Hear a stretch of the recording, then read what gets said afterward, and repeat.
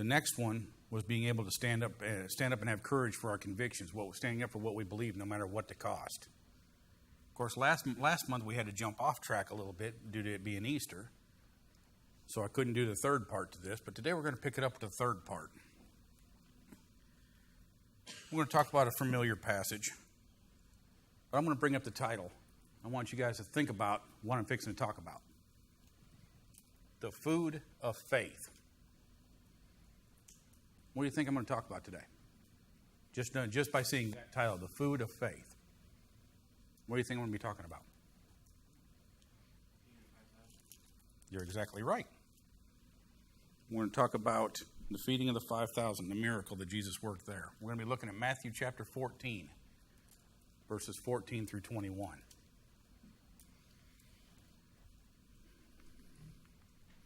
There it reads, "When he went ashore, he saw a large crowd and felt compassion for them and healed their sick.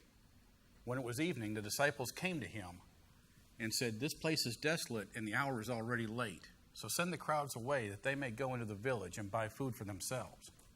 But Jesus said to them, 'They do not need to go away. You give them something to eat.' They said to him, 'We have here only 5 loaves and 2 fish.' And he said, 'Bring them here to me.' Ordering the people to sit down on the grass, he took the 5 loaves and the 2 fish, and looking up toward heaven, he blessed the food, and breaking the loaves, he gave them to the disciples. And the disciples gave them to the crowds, and they all ate and were satisfied. They picked up what was left over of the broken pieces, 12 full baskets. And there were about 5,000 men who ate, besides women and children." Now we know that Jesus did not need the 5 loaves and the 2 fish to feed the multitude.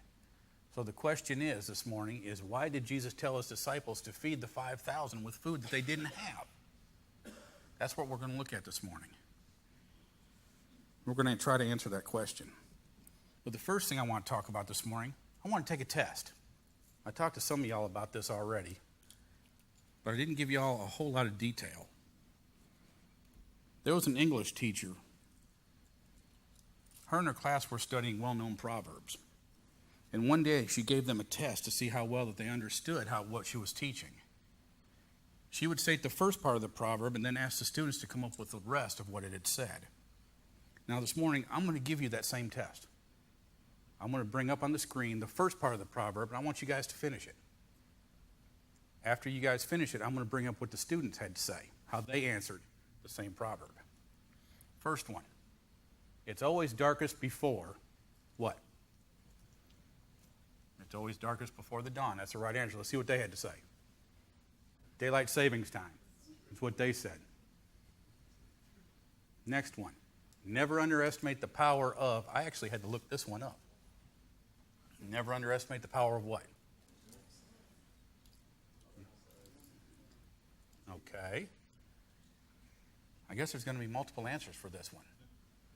Because the answer when I brought it up, I had to look it up this morning. Actually, it said the power of love, believe it or not. But the kids answered this. Power of termites.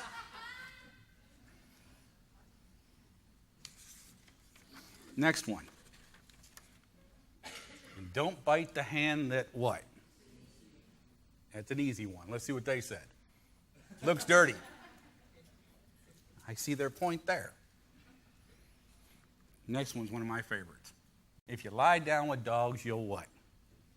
Get fleas. Let's see what they had to say. You'll stink in the morning. When you got 3 dogs sleeping in the bed between me and Crystal, I don't know how we keep from living that one. How about this one? An idle mind is the devil's workshop. Right. Let's see how they answered it. The best way to relax. I could see that in a way. Here's one of my favorites. A penny saved is what? A penny earned. Not according to the kids. Not much. Here's another good one. 2's company, 3's what? A crowd. According to the kids, it was the Musketeers. Now, kids, do not start throwing things at me, okay? I don't know, you may agree with this one. Children should be seen and not what? Not according to the kids. Spanked or grounded is how they answered it. If at first you don't succeed, what? Try again. According to the kids, get new batteries. One that I had to actually look up again this morning. When the blind leadeth the blind, what? They both fall in the ditch. I like the way the kids answered it better. Get out of the way.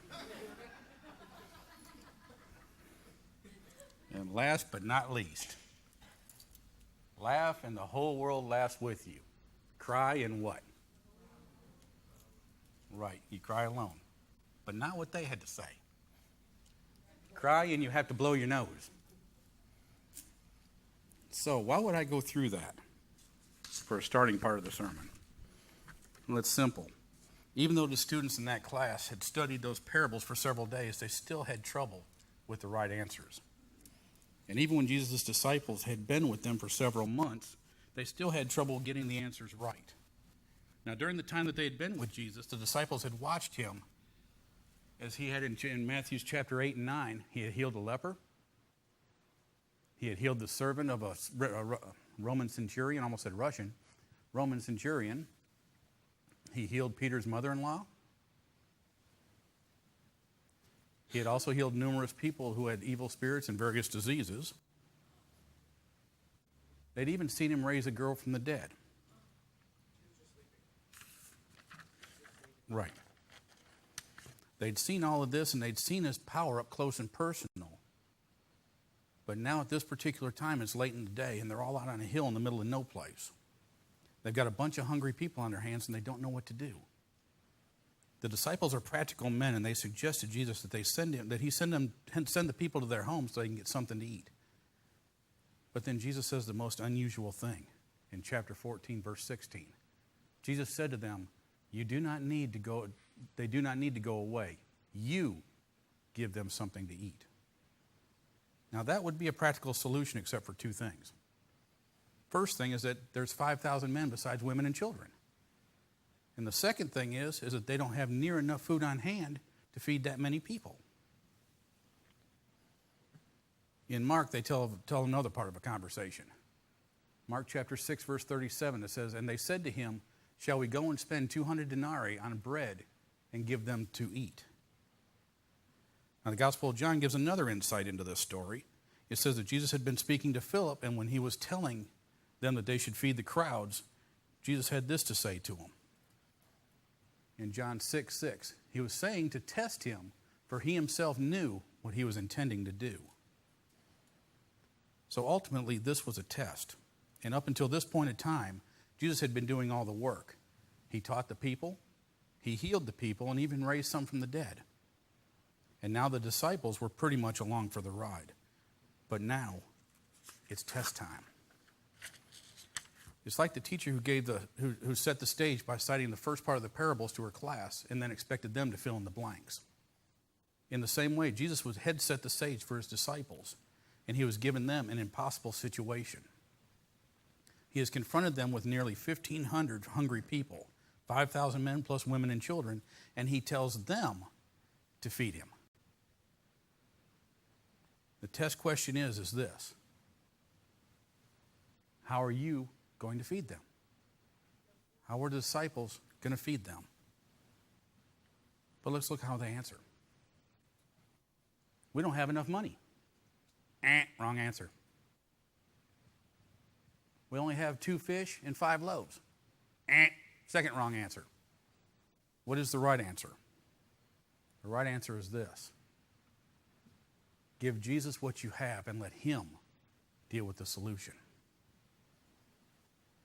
There was a man that observed one time that if God wants 7, if you can give him 3, he'll add 4. If you give him 4, he'll add 3.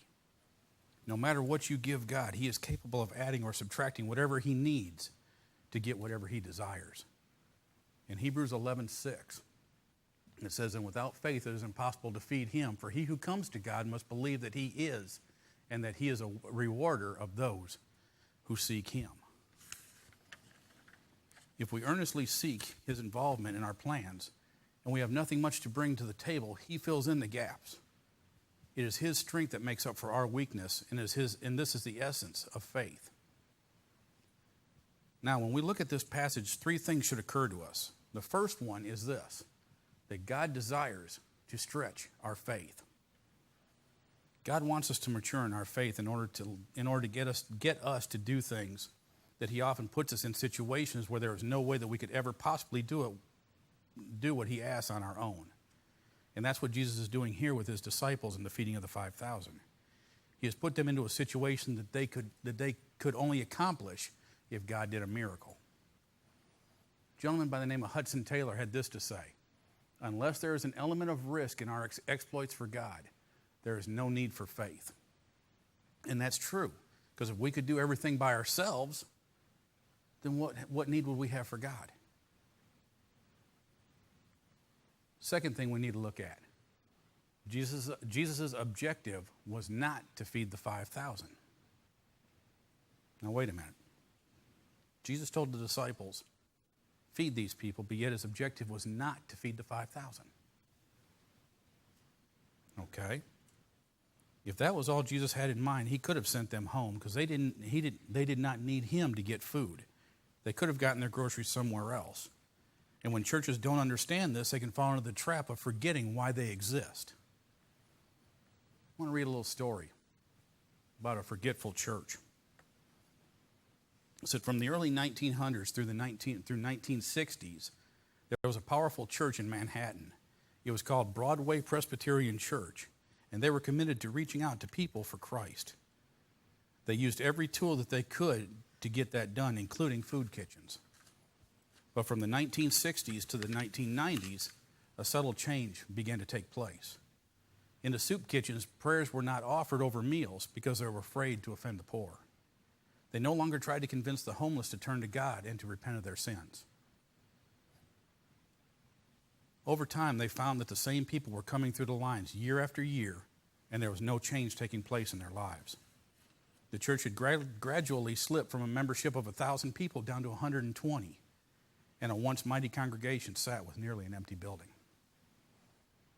The point here is this, and I want you to listen to it close because I don't want you to understand what I'm fixing to say. My point is this, that the church does not exist to feed the poor or to take care of the needy. The church exists to serve Jesus Christ and to bring people to salvation. And if the church does that, if the church serves Jesus, it will feed the poor and it will take care of the needy. Now, there was a preacher one time that took a survey. He went on the internet and he found a survey, and the survey wanted to know the answer to this question. Is your church focused on feeding the hungry? The preacher answered, no. We do feed the hungry. We do reach out to people who are struggling, but our focus is on serving Jesus Christ. And if the center of our attention ever gets off of Jesus and becomes focused on good works without him being at the center of them, then we have lost our very reason to exist. We exist as a church to serve Jesus and to give him the glory. That was the purpose of the miracle of the feeding of the 5,000, to glorify Jesus and to build faith in God. Third thing that we should see when we look over this passage is Jesus asked his disciples to be his partners in this miracle. If we remember, up until this time, Jesus had been doing all the work. But now he tells his disciples, you do it. You give them something to eat. And how much food did the disciples come up with? How much food? It's 5 loaves and 2 fish. And it wasn't even their food. It was the lunch of a small boy in the crowd. The situation was this. They needed a catering service, but they handed Jesus a sack lunch. And Jesus is not offended by this. He takes what they give him, and he blessed it. In chapter 14, verse 19, ordering the people to sit down in the grass, he took 5 loaves and the 2 fish, and looking up to heaven, he blessed the food and broke the loaves and gave it to the disciples, and the disciples gave it to the crowds. When everyone had their fill, they collected the fragments and ended up with 12 baskets full of food. And Jesus took what the disciples gave him, and he multiplied it. But why did he do that? Why did he ask the disciples to come up with the food? He didn't need their food. He didn't need the 5 loaves and the 2 fish because he was Jesus. All he needed to do was slap his hands and the food would fall from heaven, complete with table service, if he wanted it that way. So why did he do it the way he did it? He did it that way because he wanted his disciples to be a part of that ministry. What we need to realize is that a godly faith should challenge us to do as much as we can for Jesus.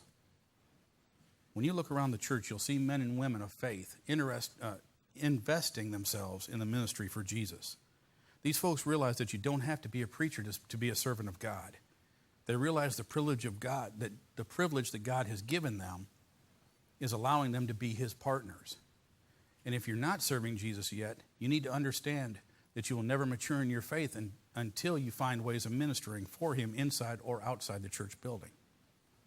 A gentleman named Bill Hybels had this to say: I would never want to reach out someday with a soft, uncalloused hand, a hand never dirtied by serving, and shake the nail-pierced hand of Jesus.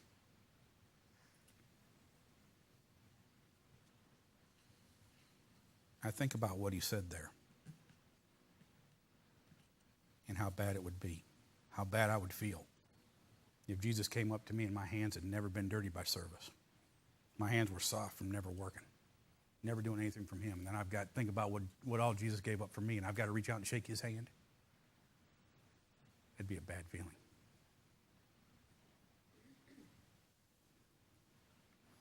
One last thing. When God tests your faith, when he challenges you to do more than you've ever done with your life, you should realize what a great opportunity he has given you. In doing so, his test leads to our testimonies. God's tests lead to realization that God only wants to be used. Let me re-say that. God's tests lead to realization that God really wants to use me, and that each of us has value and purpose in his service. And that's the effect that the 5,000 had on Jesus' disciples. Now, there's an old hymn. It's not in the hymnals, at least none that I've found yet, as far as what we've got here. But the title of it is "Give Your Best to the Master." This is what it has to say. It says, give your best to the Master. Give him first place in your heart. Give him first place in your service. Consecrate every part. Give, and you will be given. God his beloved Son gave. I'm getting tongue-tied already, folks. Gratefully seeking to serve him. Give him the best that you have. Give of your best to the Master. Naught else is worthy of his love. He gave himself for your ransom, gave up his glory above, laid down his life without murmur, you from sin's ruin to save. Give him your heart's adoration. Give him the best that you have. Give of your best to the Master. Give of the strength of your youth. Clad in salvation's full armor, join in the battle for truth. The only question I have today, in closing, is a simple one. Could you have fed 5,000 people with just 5 loaves and 2 fish? With God, we know anything is possible. He can make things that we think are impossible and make them happen. And whenever we give him, whatever we give him to use, he can improve on it for his glory. He can take people broken by sin and make them new again. But we have to let him do that first. This morning we're going to sing our hymn of invitation. Hymn number 428. I need thee every hour. That's a more appropriate song for the end of this service, to show how much we need Jesus every hour, because we can't live this life without him. We can't do it. If there's a decision that has to be made this morning, let's make it as we sing this song. We stand and sing.